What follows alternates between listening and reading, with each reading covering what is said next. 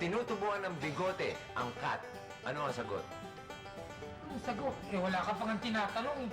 Ang sagot, balbas. Mahigit 2 dekada nang nagsara ang One Ball University. Pero kay sarap pa rin balikan ang mga iniwan nitong alaala. Kaya naman inimbitahan ng ilan sa dating mga cast ng School Bukol para sa isang mini reunion. Konsentidora to.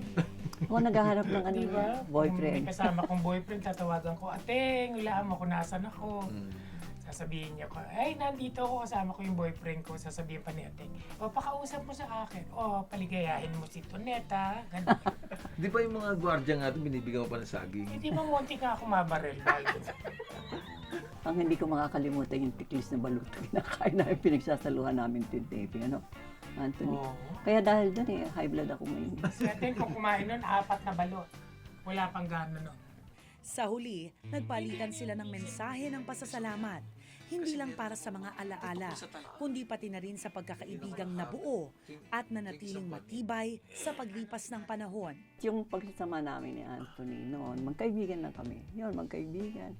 Dahil sa minsan nag-aaway. Pero ngayon, Nagtitinag, nag-aaway. dahil sa Panginoon, hindi lamang siya kaibigan ko, ngayon siya ay para kong anak. Of course, ang bilib naman ako sa kanya, parang hindi mo nagbago sa, ito, parang walang pagbabago eh. Hindi mo siya nagbago, although yung book medyo umiksi Hindi, lang. malaki ang pagbabago ko. Ah. Dahil noon wala ako sa Panginoon, ngayon nasa Panginoon na ako. Yun, ang magandang pagbabago. Di ba? Hindi ako tumanda.